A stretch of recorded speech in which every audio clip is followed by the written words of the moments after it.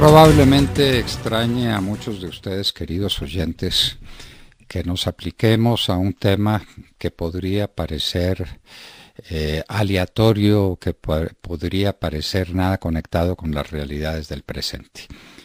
Para nosotros lo es, y de manera dramática. La situación carcelaria del país es un cargo de conciencia que debemos tener todos los colombianos, porque le hemos permitido a gobiernos indolentes, incapaces, sin ningún sentido de la responsabilidad humana, que mantengan un estado de cosas en la cuestión carcelaria que es sencillamente infrahumana. A propósito del coronavirus que estalló en la cárcel de Villavicencio, lo que es posible que estalle en muchas otras cárceles, ya sabemos de contagios.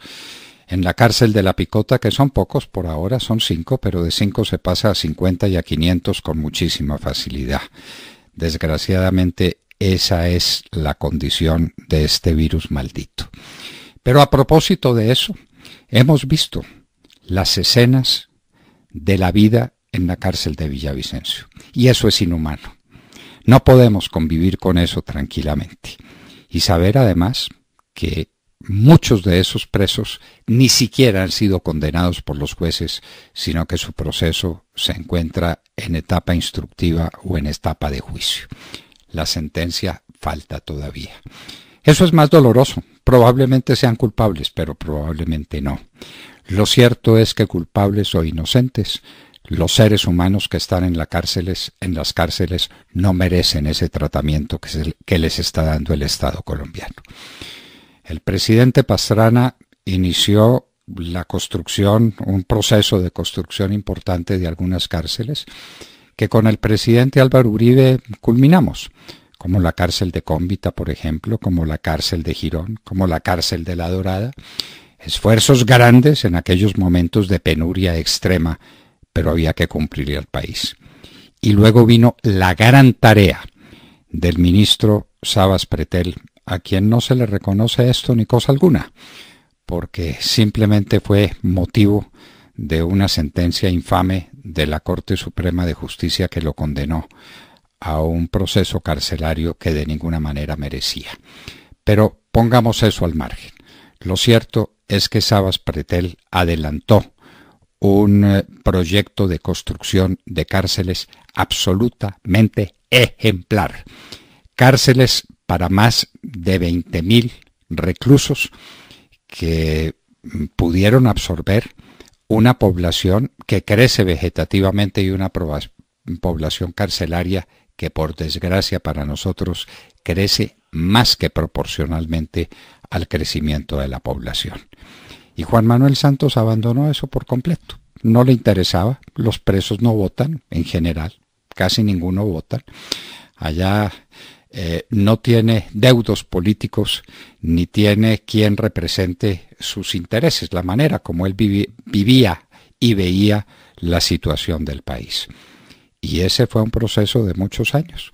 Y este gobierno, pasados 2 años, no ha tenido tiempo y no ha tenido ministros y no ha tenido energías para desarrollar un proceso carcelario. Son más de 10 años, y lo de Sabas, ponga 2 años atrás, una docena de años, con un crecimiento enorme de la población colombiana y con un crecimiento de la población carcelaria sencillamente siniestro. Y uno ve esas imágenes y dice, ¿esos son seres humanos? ¿Se puede tratar así a unas personas? Esas personas están condenadas a una privación de la libertad. Pero ¿dónde están las condiciones dignas de cualquier ser humano? ¿Dónde están los proyectos de resocialización, que es uno de los objetivos de la pena en Colombia? ¿Dónde hay una política penitenciaria y una política carcelaria? Por Dios, entendamos, que lo entienda eso alguna vez, que a algún presidente se le ocurra nombrar un ministro de Justicia que entienda la dimensión del problema y que se proponga resolverlo, pero de verdad, de verdad. Programas hay muchos, inclusive en nuestro tiempo se ofrecían algunos inversionistas a construir cárceles que no demanden extrema seguridad y que puedan satisfacer las necesidades del país para muchos presos. Todo se puede hacer si se quiere hacer, si se tiene una política, si se tiene una visión de ellas. Lo cierto es que la manera como estamos tratando a la gente privada de la libertad no es una manera decente, no es una manera humana, no es una manera que nos permita dormir tranquilos. Esos presos son seres humanos, a los que hay que castigar con toda severidad, porque han incumplido con sus deberes con la sociedad, porque la han enfrentado, porque son culpables de un delito, pero siguen siendo seres humanos, siguen siendo personas y hay que tratarlas como tal.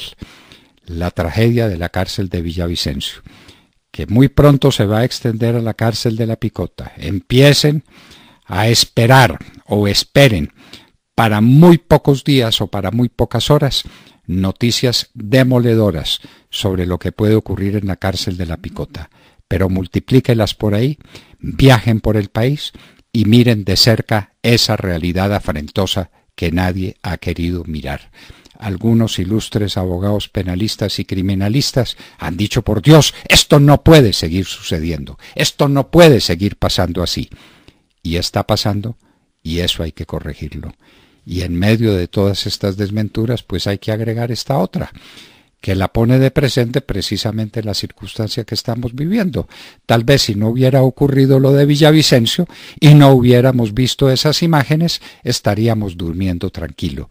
¿Quién podrá dormir tranquilo en Colombia sabiendo que hay seres humanos que están sometidos a la tortura de estos hacinamientos absolutamente infames? Son cuadros dantescos con los que no podemos convivir. Vamos a necesitar, pero inmediatamente, sin tardanza, una política criminal, una política carcelaria. Por los presos de Colombia es que también son seres humanos y eso demuestra el nivel de cultura y de civilización de toda una nación.